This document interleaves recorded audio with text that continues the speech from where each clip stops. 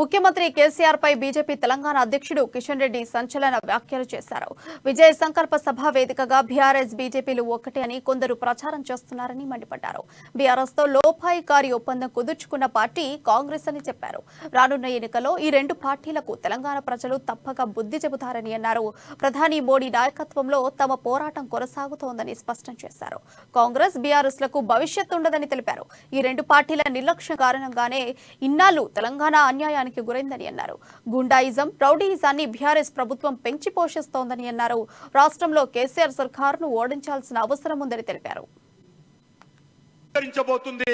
Boycott చేయబోతుందని మనం దళితులకు గిరిజనులకు 3 ఎకరాల స్థలం ఇస్తానని ఇవ్వకుండా దళితులను గిరిజనులను మోసం చేసినందుకు తెలంగాణ దళిత సమాజము, తెలంగాణ గిరిజన సమాజము, కల్వకుంట్ల కుటుంబాన్ని, కేసీఆర్ ను బహిష్కారం చేసే రోజు ఎంతో దూరం లేదని మనం చేస్తాం. అంతేకాదు ఈ రోజు నిరుద్యోగ యువకులకు నెలకు 3016 రూపాయలు ఇస్తానని చెప్పి, నిరుద్యోగ బిస్తుని ఇస్తానని చెప్పి ప్రకటించి మోసం చేసినందుకు తెలంగాణ నిరుద్యోగ యువత కేసీఆర్ ను, కల్వకుంట్ల కుటుంబాన్ని త్వరలో బహిష్కరించబోతుంది, బైకాట్ చేయబోతుంది. మిమ్మల్ని ఈ రోజు టీఎస్ పబ్లిక్ సర్వీస్ కమిషన్ ఆధ్వర్యంలో 30 లక్షల మంది నిరుద్యోగులు ఎంతో కష్టపడి అప్పులు చేసి పరీక్షలు రాస్తే మీ చేతకనతనంతో, మీ అవినీతి కారణంగా ఈ రోజు public service commission paper leak అయి